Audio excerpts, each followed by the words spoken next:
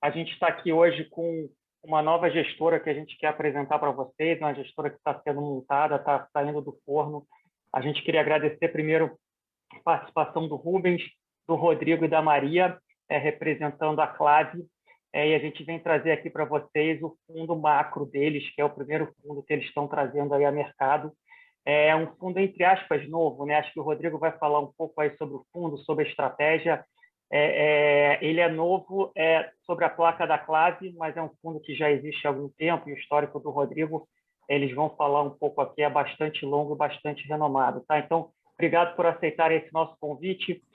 Queria, antes de começar, e passar a bola aqui para o Marco Bismarck, que é o nosso sócio responsável pela alocação em fundos, por Fund of Funds, só algumas curiosidades. Né? O Rubens eu conheci alguns anos atrás, na verdade, a gente estava em lados opostos da mesa. Né? Quando eu conheci o Rubens, ele estava analisando um fundo qual era sócio, agora a gente trocou de lugares aí. Então, Rubens, acompanho o seu trabalho há bastante tempo já, sou um grande fã. É um prazer estar podendo fazer aqui esse bate-papo com vocês. E o Rodrigo, eu nem sei se ele vai saber dessa história, né? Mas, na verdade, eu comecei minha carreira em 2003 na Get, trabalhei com o Oscar Camargo, que acho que era e ainda é um grande amigo do Rodrigo, e eu sentei durante 5 anos na frente do Oscar e eu sempre ouvi todo o meu início de carreira que o Rodrigo era o melhor trader do Brasil. Né? Então, teve passagens aí pelo Credit Suisse, pela Mauá, pela Polo, pela Vintage, agora na Clave. Então, também é um prazer estar podendo trazer ele aqui e a gente começar a fazer alocações com a placa TAG nessa nova gestora do Rubens, do Rodrigo e a Maria, que está aqui conosco também, representando a área comercial da gestora. Então, acho que, sem me aprofundar muito mais, senão eu ligo a cinta aqui e não paro, eu queria passar a palavra aí para o Marco. A ideia é a gente apresentar um pouco a história do Rubens, a história do Rodrigo, a história da Clave, falar um pouco desse produto que a gente vai iniciar a alocação aí em breve e, se a gente tiver tempo também, falar um pouco de cenário, como é que o Rodrigo está vendo aí cenário Brasil, cenário mundo e como é que ele está se posicionando.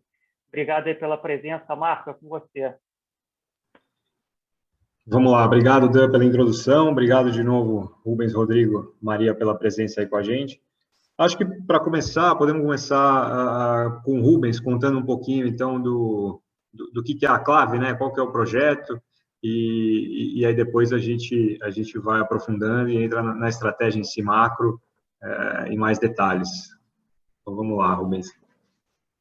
Bem, gente, boa tarde. Um prazer estar aqui com vocês hoje. Espero que o evento seja proveitoso para todos. Começando do meu lado aqui, eu queria primeiro dar um panorama geral do que é o projeto da Clave, explicar um pouco para vocês como a gente organizou essa nova gestora que nasce agora em breve. E aí, então, eu passo a bola para o Rodrigo para ele aprofundar a nossa estratégia macro e poder falar um pouquinho mais sobre o cenário também, tá?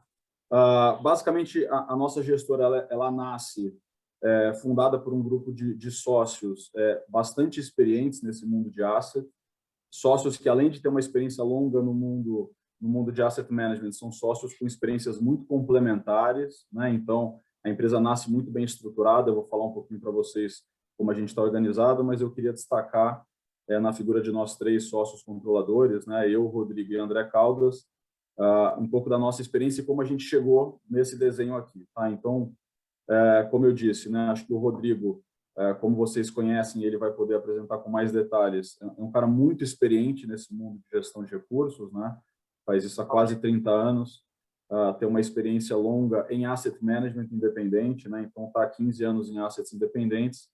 Eu sempre tive o privilégio de investir em todos os produtos que o Rodrigo geriu desde que ele migrou para o mundo de asset, ali fundando a Mauá, e daí na longa carreira que ele teve em diversos mercados, e a gente teve a oportunidade de se aproximar nesse período e nos conhecer profissionalmente, não só do ponto de vista de relação investidor-gestor, mas também de entender a forma de pensar o negócio, o que a gente acredita, como a gente entende que um business tem que ser tocado do ponto de vista empresarial. A gente comunga de valores muito próximos assim do que a gente acredita que é o melhor modelo de partnership para se gerir uma asset no Brasil, tá? Então, acho que vai ficar claro para vocês quando o Rodrigo falar e vai se conectar muito com a forma que eu vou apresentar a Clave aqui para vocês, tá? Então, o Rodrigo acho que é uma figura importante no nosso projeto, um dos sócios fundadores desse novo projeto, agora em breve, também um dos controladores da empresa junto comigo.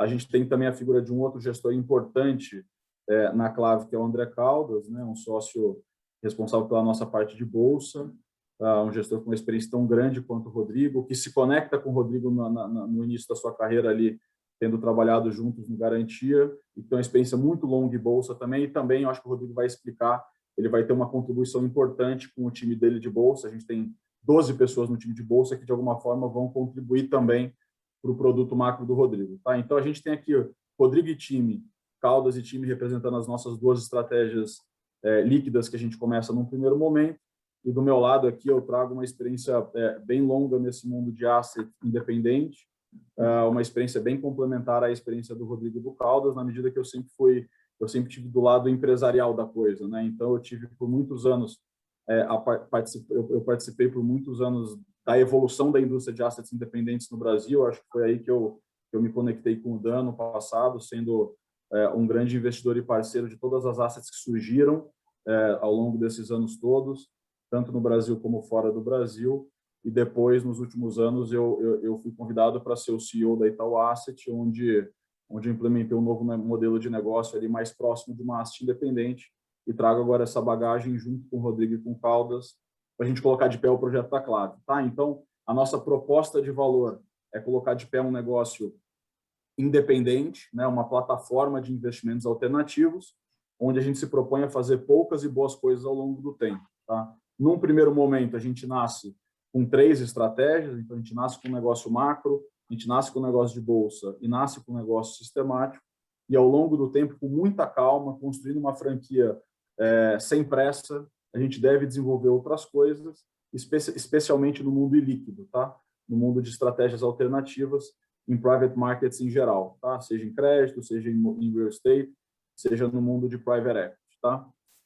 Do meu lado aqui, eu acho que talvez valha a pena só rapidamente explicar um pouco da nossa estrutura, né? Então, nós dedicamos aqui, nós 3, muito tempo para pensar nesse partnership, de novo, usando a experiência do Rodrigo de ter passado por 4 assets independentes diferentes, essa minha experiência de, por quase 20 anos, ter participado da evolução da indústria de fundos no Brasil. A gente colocou tudo isso no desenho do projeto da Clave, né? Que tipo de pessoas que a gente queria trazer, como a gente queria desenhar o nosso negócio, que tipo de produto que a gente queria ter, que tipo de ambição que a gente tinha do ponto de vista de desenho de negócio também.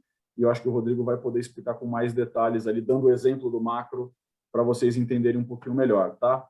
Do ponto de vista de organograma, a gente começa com 35 pessoas na nossa estrutura, uma estrutura que já nasce com um certo tamanho. A empresa Seed Money e migração do produto da Vintage, ela nasce com algo em torno de 3 bilhões de reais, um capital de longo prazo, um capital com lock-up de 3 anos.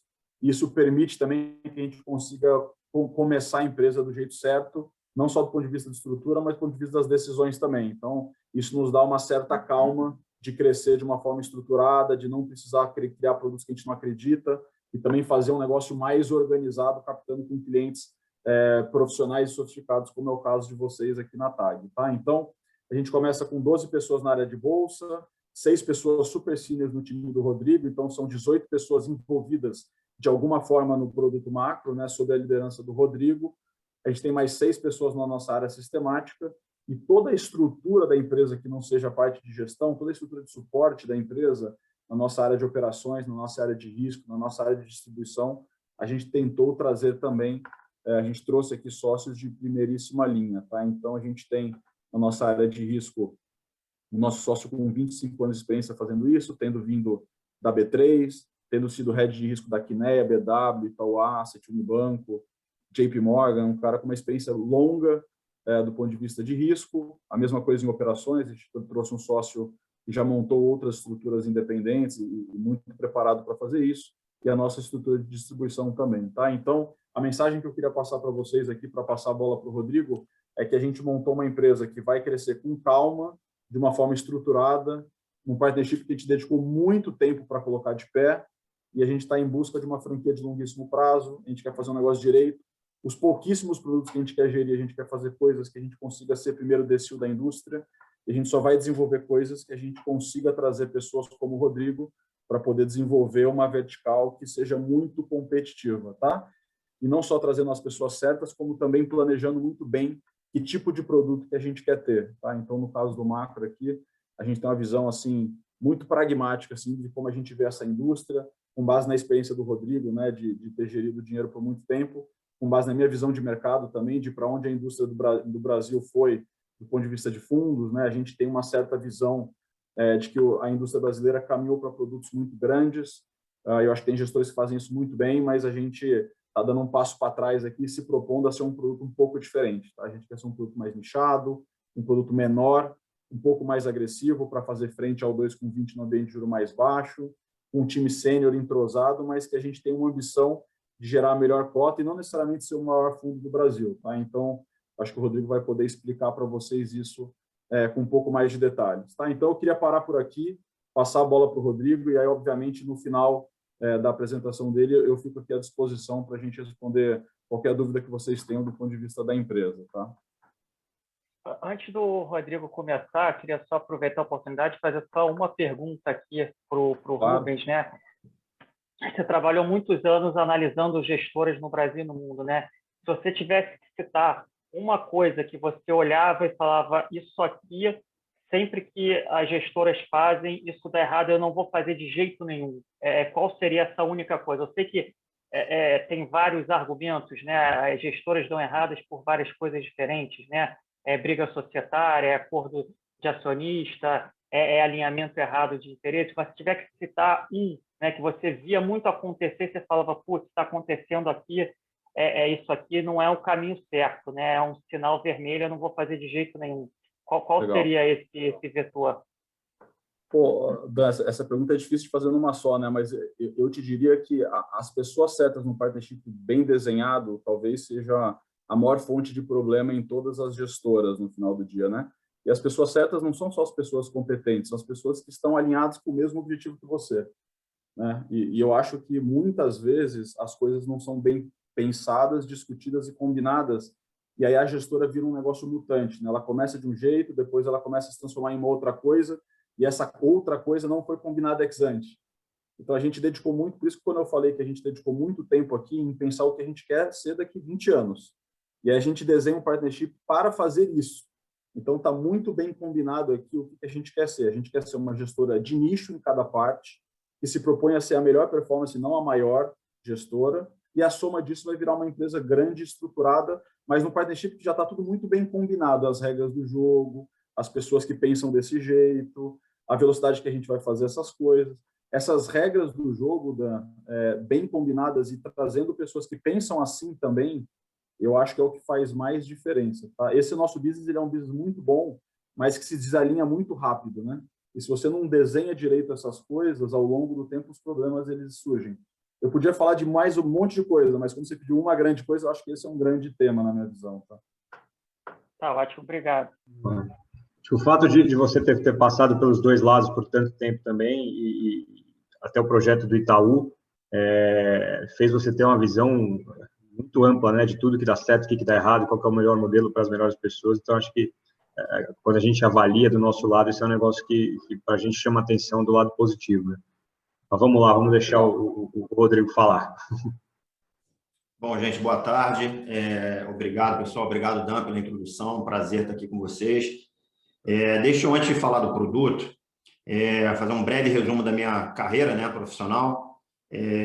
Eu, como boa parte dos gestores independentes hoje, teve, sei lá, metade da carreira em banco de investimento, né? Eu comecei como trainee no Bankers Trust, foi aí que eu conheci o Oscar, inclusive. Fiquei 3 anos no Bankers, sempre ligado à gestão proprietária de mercado, tá? Desde que eu entrei no mercado. Em 96, eu fui para o Credit Suisse First Boston, antes do Garantia. Fiquei 2 anos no Credit Suisse, sendo o trader responsável pelo Brasil. O Credit Suisse tinha um escritório em São Paulo para operar Latam, né? E eu era o trader responsável pelo Brasil. Em 98, em agosto de 98, teve a compra do Banco Garantia pelo Credit Suisse. E na prática eu que mudei de emprego, né? Mudei de estrutura, fui absorvido pela estrutura do Garantia e fiquei na estrutura CS Garantia até 2005, né? Naquele modelo de tesouraria de banco de investimento, com mesa de juros, mesa de câmbio, né? Mesa de dívida externa. Eu passei por diversas mesas, no final, nos últimos 2 anos, eu fui tesoureiro do banco.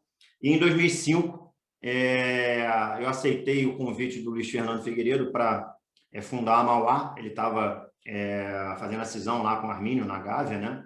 E ali eu fiz a migração para a indústria de fundos. Então, desde 2005 que eu conheço o Rubens, passei Mauá, Polo, Vintage e agora Clave, né? Então, tive 4 experiências de sociedade, 4 experiências de processos distintos de investimento. Então, assim como o Rubens, eu acho que eu juntei massa crítica, né, para ter uma opinião mais fundamentada de que modelo funciona melhor para as nossas características, e muito em função dessa nossa experiência mútua que a gente pensou na Clave no projeto da empresa, tá?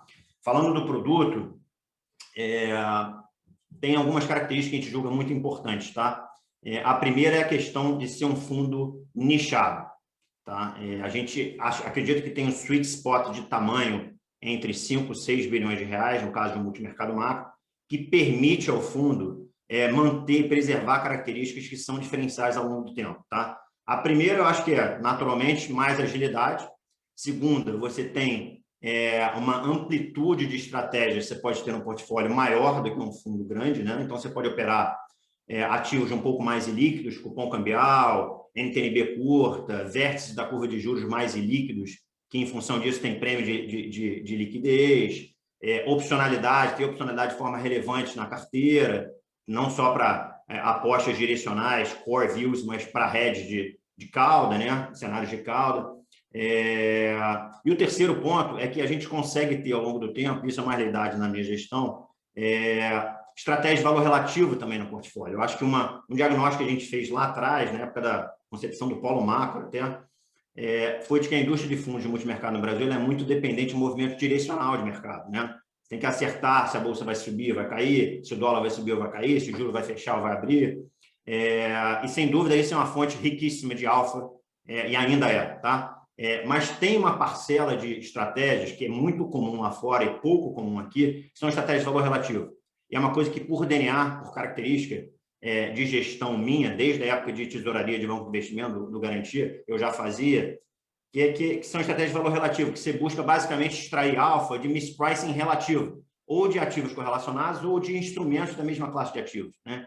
Então, tem play de curva de juros, que a gente faz intensamente aqui no caso do Brasil, long short de bolsa, estratégias entre mercados, então tomada em pré, vendida em dólar real, que é uma posição que eu tenho agora no fundo, por exemplo.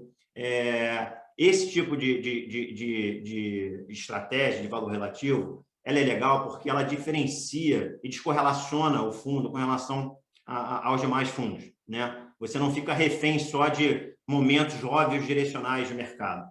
Então, isso vai compondo o teu portfólio ao longo do tempo de uma forma muito bacana. Então, primeiro ponto é esse fundo nichado para preservar essas características que eu citei, tá? Segundo ponto é diversificação. A gente trabalha com um padrão de diversificação alto no portfólio, eu diria acima da média, tá? O padrão do portfólio é ter de 8 a 10 estratégias, sendo que 6, 7 ativas, aquelas que expressam as principais visões, os principais temas de investimento, e 3, 4 passivas, né? Ou de hedge efetivamente ao core view, ou estratégias secundárias que compõem o portfólio. O grande lado positivo de um padrão diversificado de portfólio é que você controla os seus drawdowns ao longo do tempo, né? E uma característica que a gente tem é exatamente em mercados de estresse, né? Quando você tem muito desvio de preço com relação a fundamento, você, em função de drawdown controlado, poder alocar risco e não cortar risco como a grande maioria dos fundos fazem, né? Então, essa questão da diversificação é um ponto, é uma característica importante do produto, tá?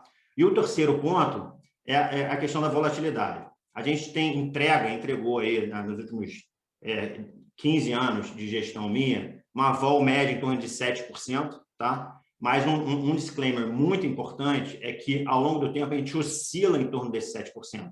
Tem uma dispersão grande, tá? Em torno de 7%. Tem períodos que a volatilidade dos ativos é baixa, a percepção de assimetria é baixa, a gente não aloca risco. O princípio do processo de investimento nosso é uma busca incessante por assimetria, né?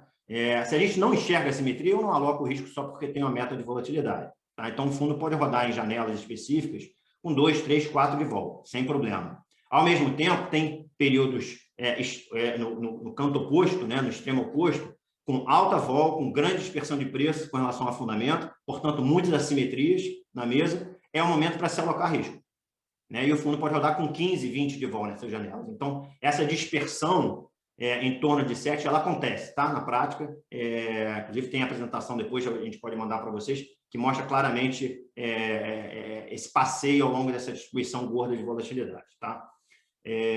O quarto ponto é a questão que o Rubens já antecipou um pouco, quer dizer, fruto um pouco da nossa experiência, esse modelo de ter um CIO no final do dia responsável pela estratégia é o modelo que a gente gosta. Como eu falei, eu já passei por outros modelos, então, na época da Mauá, por exemplo, era um processo de cogestão, tinha um comitê de investimento que era responsável pelas posições do fundo. No Polo Macro era exatamente esse modelo aqui que a gente está trazendo para a Flávia, eu era o CIO. Na Vintage, a gente tinha esse modelo, mas, na verdade, a gente dividia o risco de um produto só, então era como se fosse um fund of funds dentro de um produto. E agora, na Clave, a gente voltou para o modelo do Polo Macro, foi o modelo que a gente acha que tem um fit melhor para o que a gente quer. Tem uma equipe super sênior comigo, tá? São 5 pessoas além de mim, diretamente envolvidas no processo de gestão do produto, que tem uma participação ativa, tá? É importante aqui, apesar de eu ser CIO, fazer um ponto de que a equipe tem uma participação muito intensa na gestão do produto, tá? Não é one-man show de jeito nenhum. Vários dos calls e das TEDs que eles trazem para mim são colocados no portfólio, tá? Então, a participação é direta deles. A gente só acha que, no final do dia, é importante ter uma pessoa responsável para o bem e para o mal na gestão do risco do portfólio como um todo, né? Então, esse é o desenho que a gente tem. O que mais? Eu acho que tem também nessa apresentação institucional que a gente montou, que depois vocês podem acessar, tem claramente as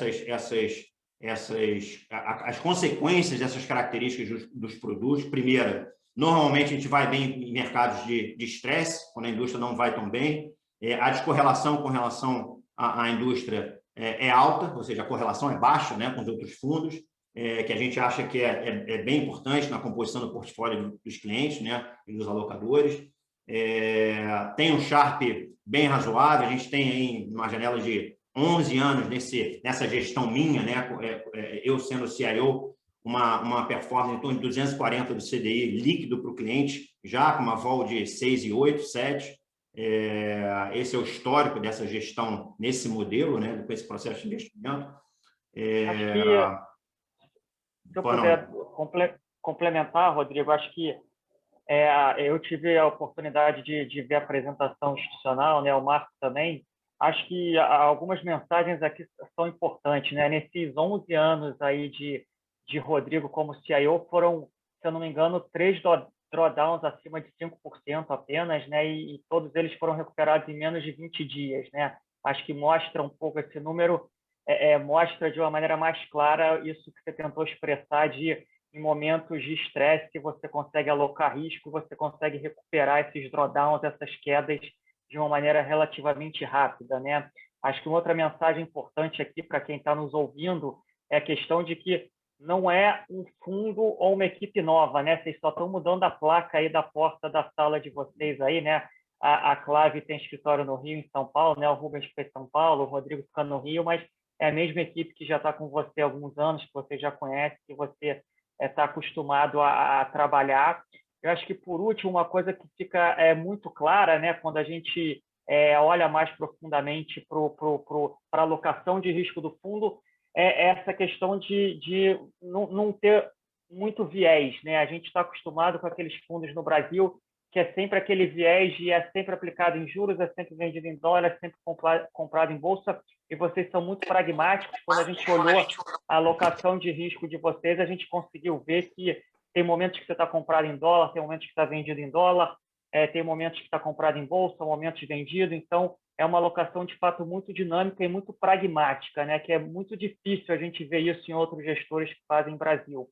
Eu acho que a última coisa que eu complementaria aqui, e que talvez não seja muito clara, né, para as pessoas que não estão muito ali no mercado de juros em si, esses plays de curva, né? Acho que é muito claro para quem já operou esse mercado quantas oportunidades existem, mas que quando você chega em 10, 15, 20, 30 bilhões de reais, você não consegue operar nesse mercado.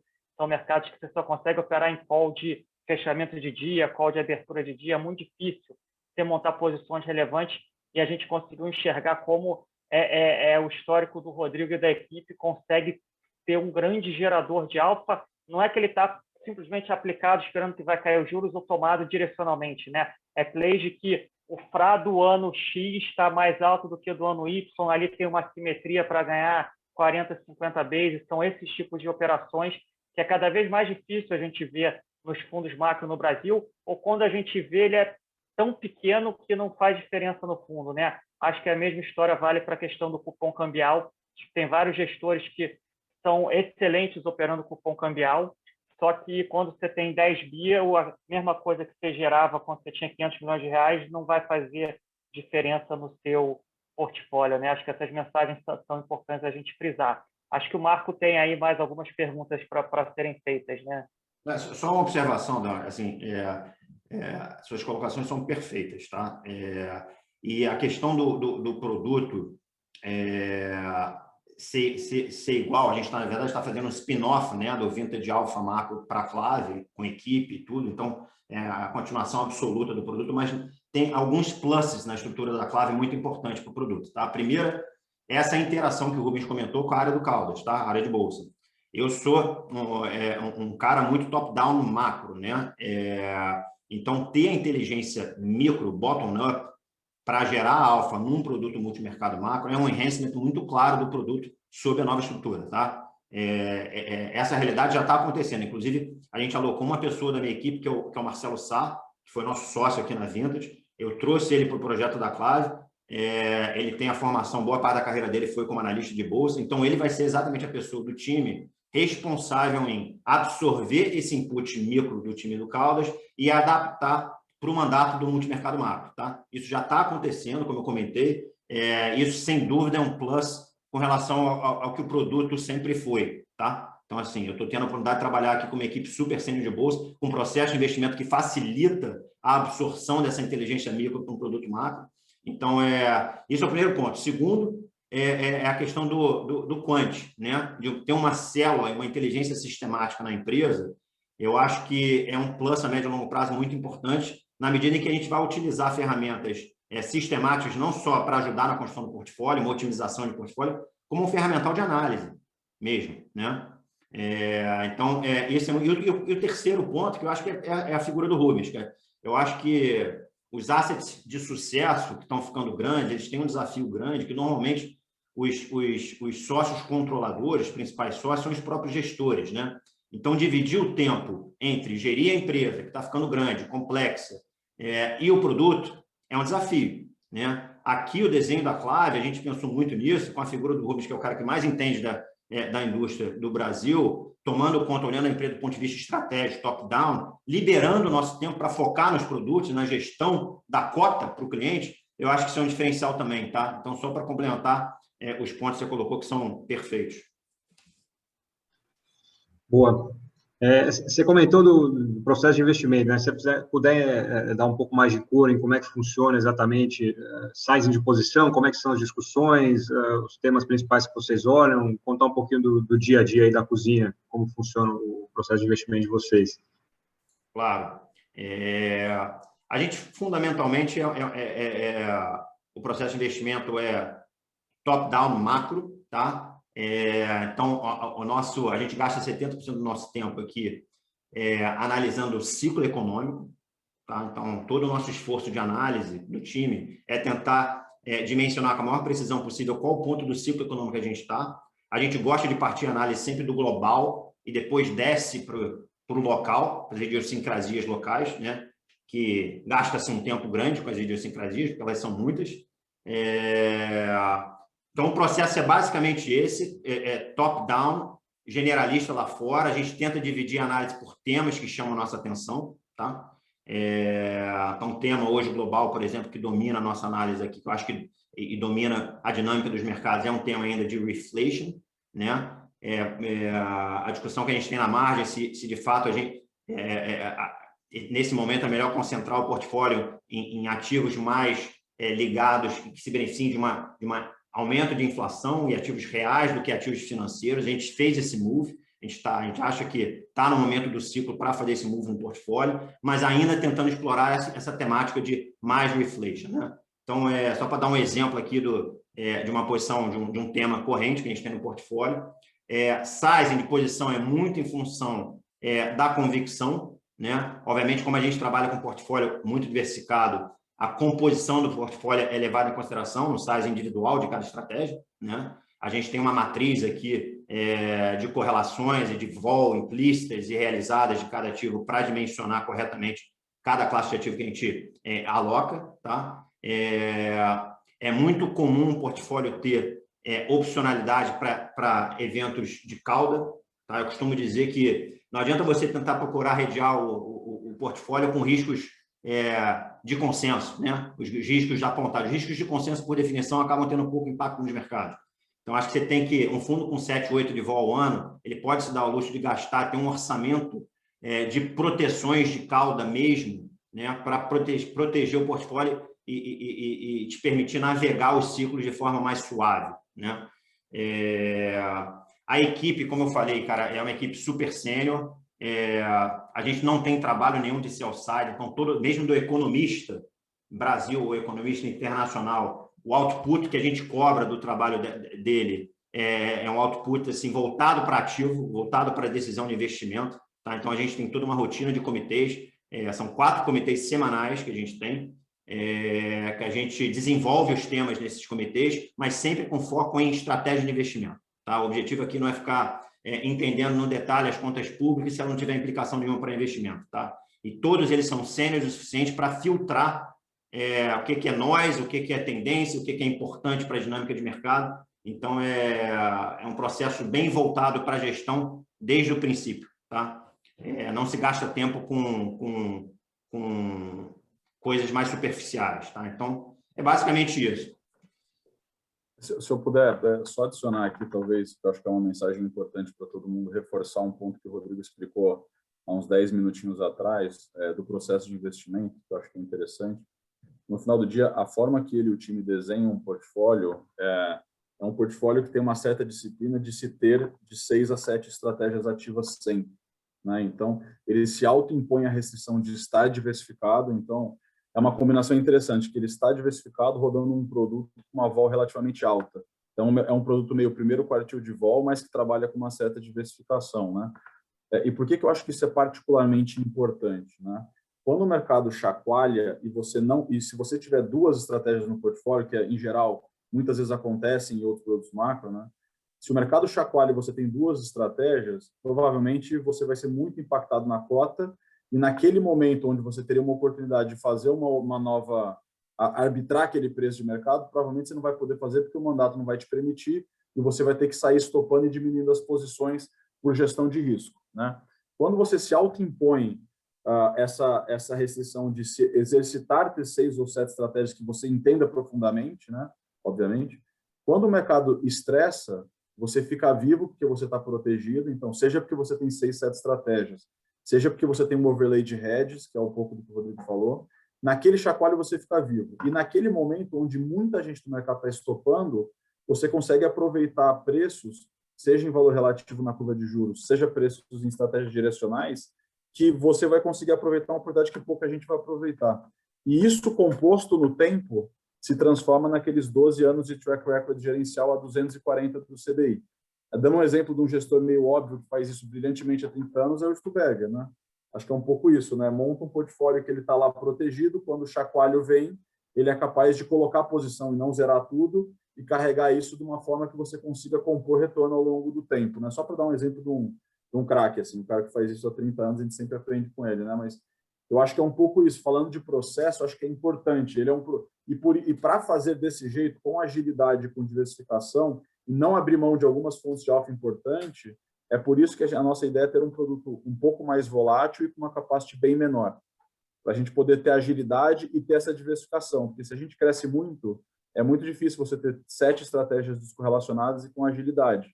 A gente vai ter que provavelmente abrir mão de algumas delas que ao longo do tempo são importantes, tá? Só para dar um número aqui para vocês, acho que o Rodrigo comentou um pouco do histórico, né? Assim, valor relativo, por exemplo, acho que o Dan fez essa pergunta, é legal, só para dividir com vocês, né? Valor relativo, por exemplo, é uma estratégia que responde por 30%, né, Rodrigo, historicamente, do P&L, desse resultado aí de 240 do CDI gerencial que a gente falou. 30% pode não parecer tanto quando você olha o número em 30, né? Mas primeiro que 30 acaba descorrelacionando muito o produto, e mais do que isso, ele não é um 30 constante. Né? Os anos que o valor relativo dão oportunidades são anos onde ele traz uma contribuição absurda para o produto. Só para dar uns números para vocês. 2016, 8% na cota gerencial foram as estratégias de valor relativo. 2018, 6% na cota. 2020, 8% na cota. Então, não é uma oportunidade que aparece o tempo todo, mas quando ela aparece, é uma oportunidade muito grande. Eu acho que foi esse ponto do Dan. Então, quando você compõe isso no tempo, vira 30, mas assim, em muitos momentos ele acaba contribuindo com metade do alfa do ano. É muita coisa, né? Isso, ao longo do tempo, acaba sendo um diferencial grande. E eu acho que, como produto macro, também ele transforma o fundo num produto mais versátil, né? Porque o fundo macro, que tem que sempre acertar qual que é o trend, é mais difícil. E, de vez em quando você não tem um trend óbvio, você poder alocar capital em estratégia de valor relativo sem ser obrigado a acertar a direção do mercado, acaba sendo um diferencial relevante para o produto mesmo, né? Eu gostei de uma coisa que o Rodrigo falou ali, que eu queria até fazer uma analogia com o futebol, né? Apesar de eu não ser um grande conhecedor aí de futebol, mas ele falou uma coisa que me chamou a atenção, que é todos os economistas são sêniores o suficiente para entenderem o que é importante para o mercado, né? Acho que a gente, às vezes, se pega muitas vezes em mercado ou fora de mercado, em discutindo um pouco coisas muito fora das nossas dimensões e que não chegam a lugar nenhum e que não vão fazer diferença nenhuma para essa ou aquela posição, né? Então, é meio que você não pode ser aquele meio de campo ali, né? Dodô, Denilson, que faz firula, mas não faz gol, né? Você precisa ter aquele atacante que vai para o gol, faz o gol e traz a performance, que acho que é um pouco isso que o Rodrigo falou aí, de que todo mundo no time, cada um tem o seu espaço, né? Cada um tem a sua característica, mas todo mundo tem que estar voltado para qual é o impacto no mercado e qual é a função de cada um ali dentro do time, tá? Achei bem interessante essa analogia aí. Dan, eu acho, para complementar, que assim, um dos grandes desafios e artes desse processo de investimento discricionário é exatamente você saber filtrar o que é relevante e o que não é relevante, né? Essa é uma tarefa que não é óbvia, né? Cada vez menos com o mundo globalizado, com a quantidade de informações que a gente tem, né? Então, isso para mim é chave, tá? Então, ter uma equipe que te ajude nesse filtro, eu acho que é super importante, tá? Não, com certeza, é o que você falou, cada vez mais, né? A gente está num momento onde cada vez mais informações surgem de todos os lados, né? Então, de fato, é muito importante. Acho que temos aí mais alguns minutos, vamos falar um pouquinho de cenário, que estamos vendo, Brasil, mundo, e depois, eventualmente, entrar um pouquinho nas quais são essas principais teses que compõem hoje o portfólio. Perfeito. Deixa eu seguir o padrão nosso aqui, de que é sempre começar pelo global, né? Como eu dei já uma ideia, o cenário macroeconômico global é muito difícil discordar que a gente está num Goldilocks, né? Assim, num cenário muito, muito positivo, né? O que aconteceu com o Covid, né? Vamos lembrar, pré-Covid, acho que a discussão do mercado, dos analistas, era, depois de 11 anos de recuperação econômica da crise de 2008, quando é que vai ser a próxima recessão? Né? Daqui a 1 ou 2 anos? Esse era o grande question mark dos analistas, né? O Covid fez o favor, pelo choque gigantesco de oferta e demanda ao mesmo tempo, de levar o mundo de um late stage cycle para um early stage cycle, né? Então, abriu capacidade ociosa em tudo quanto é região do mundo. Isso, por si só, já garantiria, até por efeito estatístico, um crescimento marginal relevante, dada a magnitude do choque, mas, em cima disso, teve todo o estímulo de política econômica, né? Não só monetário, como do fiscal. Essa mudança de mix, ou seja, ter o fiscal como política anticíclica, que eu acho que foi aberta a porteira, tá? A desculpa da pandemia de ter gasto, obviamente, ela é quase óbvia, né? A magnitude não foi tão óbvia, porque a gente gastou aqui o equivalente ao que se gasta em grandes guerras mundiais, em proporção do PIB, né? Então, foi um gasto estrondoso fiscal, mas a gente acha que a política fiscal veio para ficar como instrumento anticíclico, tá? Mesmo porque a política monetária já chegou meio que nos limites, né? A gente, inclusive, escreveu isso numa das nossas cartas há 1 ano e meio atrás, que a gente achava que o mix de política econômica no mundo ia migrar para um balanço melhor entre monetária e fiscal. Então, você tem, ciclicamente, abrir o spare capacity e políticas econômicas voltadas muito para estimular. Então, o resultado disso é que a gente, junto com o andamento natural da pandemia, vacinação e reabertura econômica, que está muito óbvio em alguns países desenvolvidos, já largaram na frente, Estados Unidos em particular, você tem a combinação perfeita para ter um crescimento muito significativo em 2021 e 2022. Tá? 2021, o mundo vai crescer, provavelmente vai ser o maior crescimento da década. Estados Unidos, em particular, que vai crescer 7%, a gente provavelmente vai revisar nosso número do PIB americano acima de 7%. Vai ter o maior crescimento dos últimos 40 anos. Né? O PIB nominal americano vai crescer em torno de 9%. É crescimento chinês, né? Padrão chinês antigo, né? Que a China até cresce menos agora. Em 2022 a gente vai desacelerar naturalmente, porque os impulsos vão ser menores, mas vai ser um ano de crescimento pelo menos o dobro do potencial do mundo. Tá? Então, o cenário macro é muito positivo, a inflação, do ponto de vista do ponto de partida, é uma inflação baixa, quer dizer, os bancos centrais estão mudando os arcabouços formais de política monetária para justificar estímulos por muito tempo, eles querem uma inflação rodando acima da meta de preferência durante algum tempo. Então, quer dizer, está tudo montado para essa bombação econômica acontecer. Tá? Então, por isso que eu acho que a tese dominante ainda tem que ser uma tese relacionada a essa questão, que eu acho que é central e dominante ainda. Do ponto de vista de investimento só e construção de portfólio, que a gente mudou um pouco. Tá? A gente passou, até alguns meses atrás, liquidamente comprado em bolsa, comprado em commodities, vendido em dólar, né? Com esse call de retomada cíclica do mundo. A gente mudou um pouco o portfólio, a gente está concentrando em ativos reais, então a gente gosta de commodities, gosta do cobre, em particular, e gosta de ativos que se beneficiem de mais inflação, que é o objetivo de toda a política econômica atualmente. Tá? Inflação de ativos já aconteceu, o que eu acho que na margem pode acontecer mais é a inflação de bens, né? E serviços. A inflação de ativos já aconteceu. Está num ponto, quando a gente olha para ativos financeiros, S&P, algumas classes de ativos, em particular, ações de tecnologia, principalmente ativos se beneficiaram muito dessa repressão financeira de juros muito baixos por muito tempo, a gente olha com uma desconfiança, tá? A gente começa a ficar desconfortável com o valuation de algum desses ativos. Então, por isso que o portfólio hoje é muito mais concentrado em ativos reais e abertura de taxa de juros, a gente está tomado em taxa, tá? Nos Estados Unidos, na Inglaterra, do que em ativo financeiro. Taticamente, eu tenho operado até o S&P vendido nesses preços aqui, tá? Eu vendi S&P ontem e hoje, só para dar um exemplo aqui de posição bem recente, tá?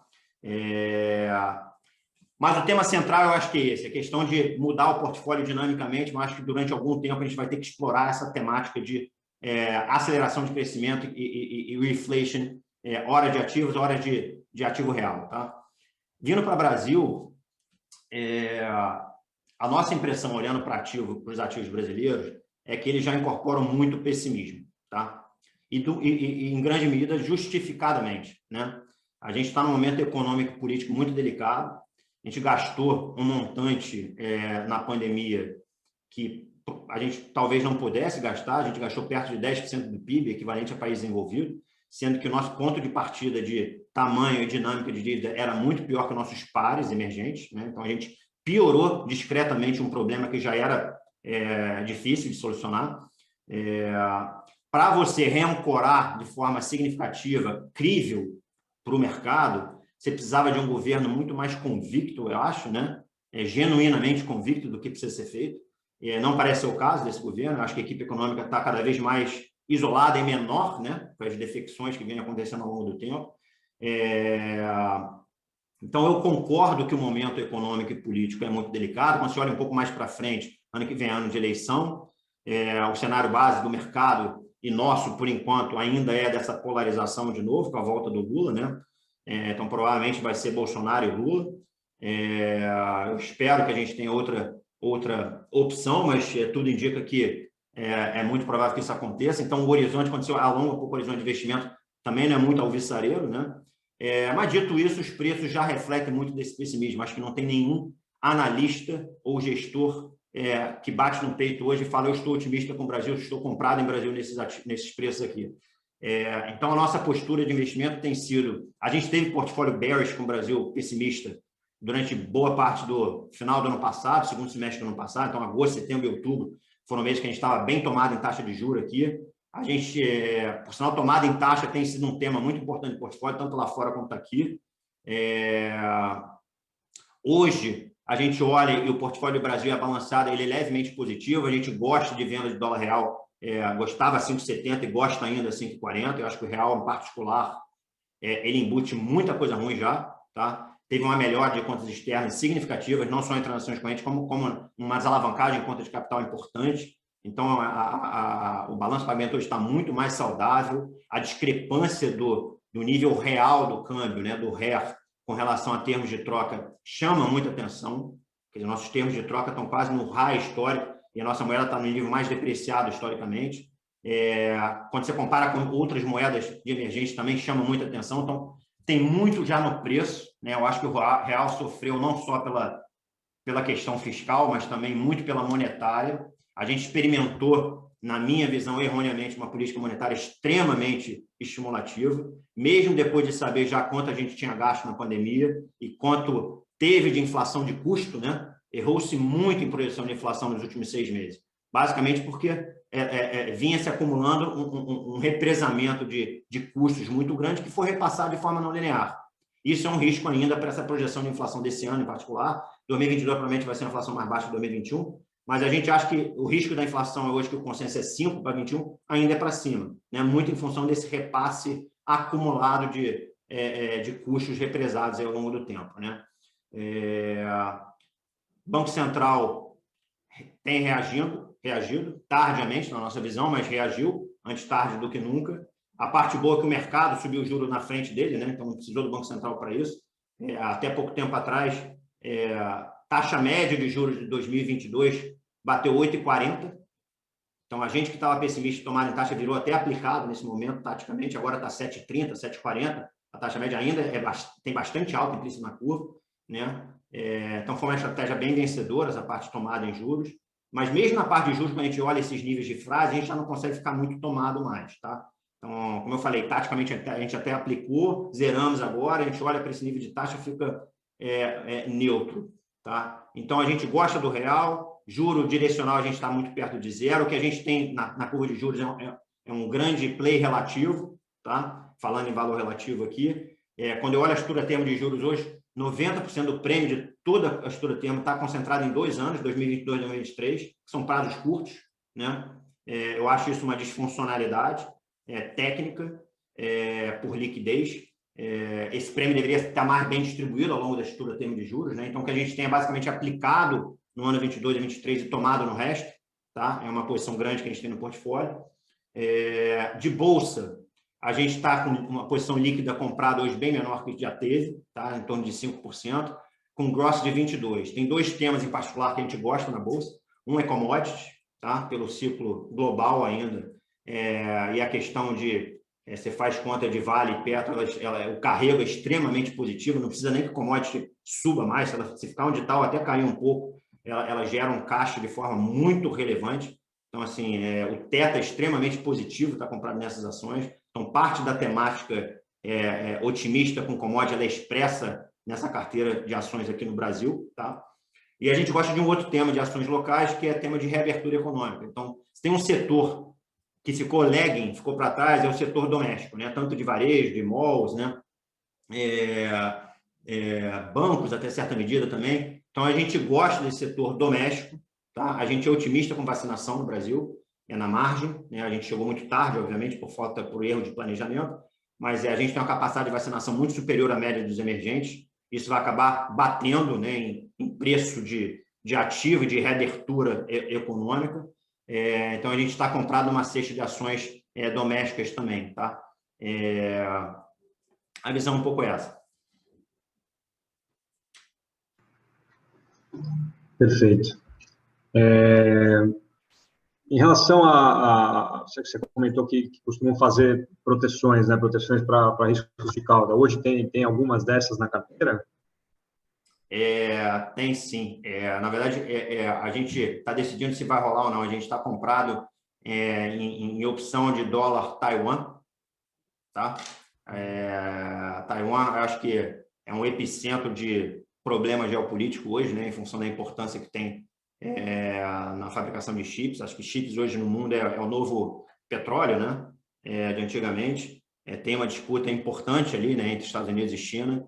Então, a gente gosta e é muito barato, né, porque a vol é muito baixa, então custa quase nada você carregar opções compradas ali para eventualmente algum evento de cauda desse, né? Mas, de uma forma geral, eu diria que assim, a posição tomada em juro hoje a gente enxerga como um hedge, tá? Para ativo de risco, porque, na nossa visão, um grande risco para ativo de risco hoje é essa taxa de juros começar a abrir mais do que os bancos centrais querem, né? E estão tentando monitorar. Esse é o grande risco que a gente vê. A gente está há mais de uma década sob um regime, um framework de repressão financeira, né? Então, a gente costuma brincar aqui que tem uma geração de investidores hoje, mais novas, né, que não vivenciou praticamente framework diferente desse, né? Basta comprar qualquer coisa com PE alto, com promessa de growth em algum momento no futuro, que parece bom, que o negócio sobe, né? Então, essa dinâmica vem sendo incorporada na precificação de vários ativos. Então, a gente acha que esse é um grande risco macro, tá? Se a gente começar a ter inflação mesmo, não é nem o nosso call central, tá? Por isso que é risco ainda, mas e mexer muito com esse framework que o mercado está acostumado, tá? Então, a gente enxerga a posição tomada em juros que a gente tem na carteira hoje até como um hedge. Perfeito. Acho que a gente está chegando aqui a 1 hora já da nossa conversa. Acho que ficou bem claro aí para todo mundo qual é o projeto de vocês, como é que é o produto.